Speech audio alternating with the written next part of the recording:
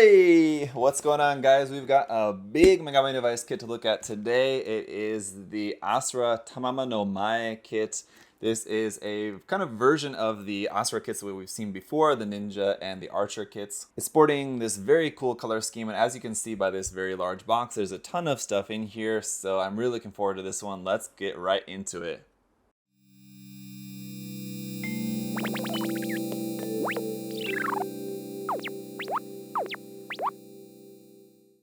Alright guys, so like I said, this is similar to the Nine-Tails kit in that it's a combination of parts and then it has some new parts in there and does a very cool new style to this with the whole kind of mask and kind of foxy ears theme it's got going on, and again just the super cool color scheme. And as you guys can tell from the unfortunate glare, as always you got that cool matte black background, and then the actual artwork is in this gloss finish, which is very cool box on this. And just to give you guys a nice close-up look at the artwork, complete with all the markings on there, which is very cool. So we will have some waterside decals here included in the box for all those markings. That'll be nice. Over here for our little info blurb, it says Type Electronic Warfare, a Megami Device unit based off of Asra Archer and incorporates the concept of the Asra Nine-Tails as a definitive version of the Asra series. Specializing in electronic warfare, this unit excels in jamming opponent sensors and remotely operating drone units. This Megami Device's tricky battle style led to its name, Asra Tamamonomae, after the legendary fox of Japanese folklore. So very cool, kind of little bit of backstory there to it. As you can see here, this is number 15 in the line. Over here on the bottom of the box, then you can see what the kit is going to look like, all built up, put together. You can see just where all those parts are going to be coming in to play.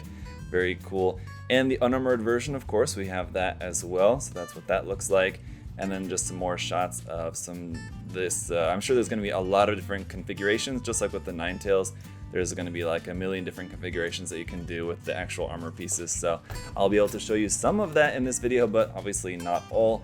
Here on the other side, there's a look at some of our face options. So we got some pretty cool expressive face options for this that look very unique. All the waterside decals, and then here's how it looks straight out of the box, unpainted.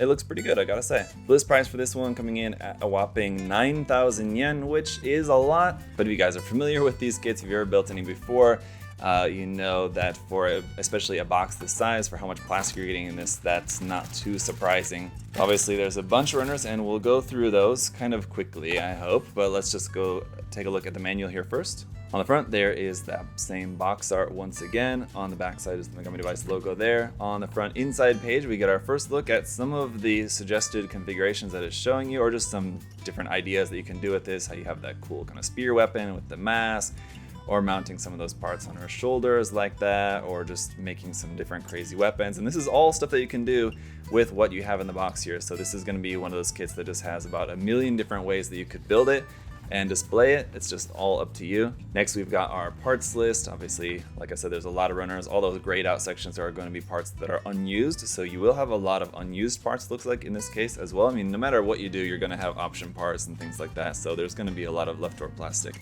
This is just all the construction here, the weapons and everything, how to mount and configure everything, all that. At the back page, here we have our color and decal guide. The colors are all there up there in Japanese, and then just a guide to where to place all the decals, which we do have quite a lot of those. So on the unarmored version, on the armor, on the weapons, that's all laid out for you here at the back. As for the decal sheet, it is actually larger than I expected. I expected kind of about like half this size, but this is a very large decal sheet. And as always, the decals look fantastic. So you got white, black, and then a little bit of green in there as well, especially these decals like this one up here that's like mixing the white and green. Those look very cool. So really nice set of decals here for this one as well. All right, so first up, we've got some polycaps here, PC1, and then 2 of this PC3 runner. It's in like kind of a molded, it's supposed to be kind of gold looking, I guess. It's not really so much like a molded goldish sort of color, I guess. We got some base pieces here in clear, runner U, and then also this is technically runner F, which is just our kind of normal Megami Device base piece, but does look very nice here in this nice clear color with that two-tone finish. Again, gloss inside, and then like a matte finish here on the outside. Got a couple of separate pre-painted pieces here for the waist section.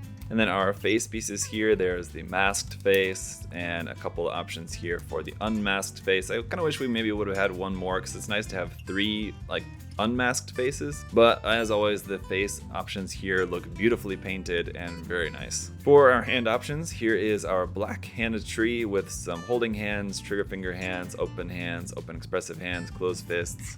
Then we've also got some skin tone versions of basically kind of all the same thing. We also have the addition of peace sign hands and pointing finger hands here as well. A runner here is a bunch of pieces in skin tone color, and that's going to continue on to the C runner as well as the D runner and our other D runner. We've actually got 2 different D runners, so make sure you're paying attention to that. And then also the E runners. These are all just in skin tone. We got 2 of those.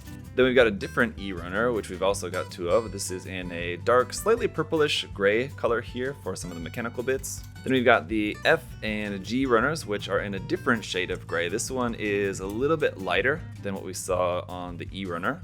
Then we're switching up to black for runner H. Here's runner I, more pieces in black.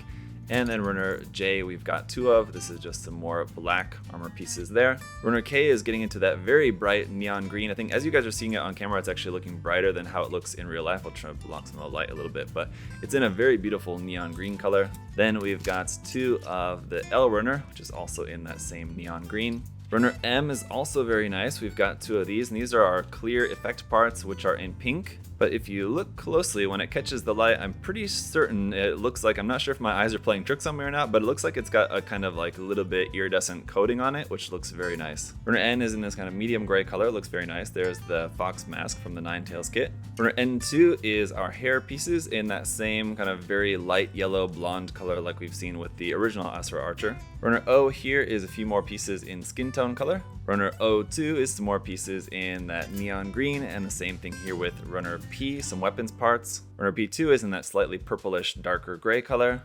Runner Q is in a molded gold, and we've got 4 of this runner. Runner Q2 is an additional chest piece here in skin tone. Runner R is a bunch of connection pieces back to that molded gold color. Runner R2 is some more neon green, and the same thing here with the S runner, which we've got 2 of. These are all some more pieces in neon green. Runner S2 switches it back to black for some more weapons, kind of equipment parts. Runner T, some more parts in that slightly purplish dark gray color. We've got 2 of this T runner with a few more parts here on Runner T2 as well. Runner U is some more connection pieces here in the molded gold. We've got 2 of those. And Runner U2 is a couple more pieces here in neon green. Runner V here is a few pieces in white. Runner W is our last couple pieces here in skin tone. Runner X1 is some new pieces here in that dark gray color. Runner X2, obviously some more new pieces here in white. And then Runner X3 is a couple more runners here in molded gold. And finally, Runner Z, I guess, is one more runner in skin tone, as this is just our kind of normal joined connection pieces. So it looks like, as far as I can tell, it's just that X1, X2, and X3 are all of the completely new parts for this kit, which is a fair amount, and everything else basically is other just parts mixed from different kits, and obviously in different colors. At any rate, there is a ton of plastic in here, so it's going to take a while to get it all put together, but let me go ahead and do that, and then we'll see how she looks. Alright guys, so here she is all built up, and I've got to say, wow, with this kit. It is a very cool design and a really cool color scheme, but man, it is such a chore of a kit. I've built some other big Megami Device kits like the Nine-Tails kit, which this is based off of, and also like the Shitara Kanashiya, the different versions of that, which are pretty big, but this was the first one where I just really am just kind of on the verge of just kind of feeling annoyed when trying to pose this kit, because there's so much stuff to try to line up and everything. You got like the swords out the back and all the little stuff coming off the backpack, and then like the stuff on the shoulders, there's panels on the shoulders, the front panel, back panel, like the little bit at the top, and you got the things hanging off of the shoulder panels and the ears on the top of the head, and then the feet and everything. So posing this kit is going to take a while to do, and some very careful hands, because you know you're trying to pose one part and you end up actually accidentally touching a different part and moving it out of place, and you have to go back and adjust that, and you have to adjust something else.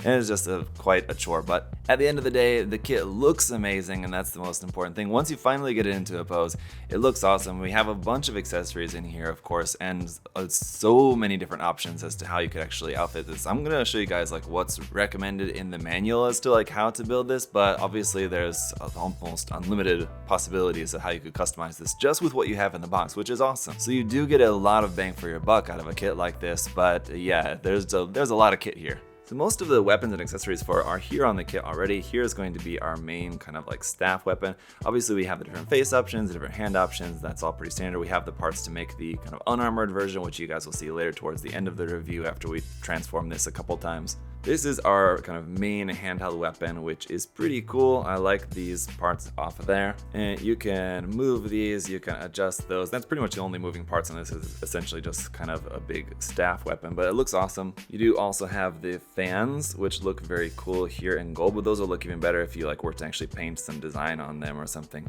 Then you have the folded up versions of those. You got two of these also. We have a handle for right here on the back, this kind of center tail sword here, that bit right there. You can take that off and have it as an actual just handheld sword. You got the handle for that. And you have a bunch of leftover pieces. There's so many leftover parts with this for customizing it. Some other sections which are like actually a part of the build, like again, as it's shown in the manual, but again, aside from what's shown in the manual, there's just so many other leftover parts. And here are a few of those. Just a couple of these worth noting. For example, you have the fox mask just here in gray, and you have a couple of the chest option parts here. These are from the Nine-Tails kit, so just a couple different options there. These are not the ones that are specifically made for this kit necessarily, but you just have these in the box amongst your leftover parts. So you have 4 different alternative chest option parts aside from just what they give you. And even what's particularly meant for this kit, you have 2 of these. So this is the unarmored version of the chest and the armored version like that. So all in, you actually have 6 different options for the chest piece. As for the basic articulation of the kit, it's all going to be pretty standard, what you would expect for a kit like this if you've ever built any before. That goes without saying. And as for just how solid everything is, everything does feel quite solid. I'm not really experiencing any weight issues or anything, despite the fact that there's just a ton of stuff on there. You're not really going to have any weight issues with anything. I'm only having trouble with like one of like the 8 thruster units there on the back. There's one that like the connection piece is just slightly loose, so I would just maybe use a different piece. That might be the key, or just using a little bit of glue or tape or something on that connection peg just to tighten that up. But really that's just kind of very one minor thing that I'm having trouble with, just one little connection piece. Other than that, a really solid kit overall. And yeah, the manual does show you a number of different ways that you can outfit all of the equipment by moving stuff around and using some other different parts and moving some other parts over here. You can make it like this and that and all of that.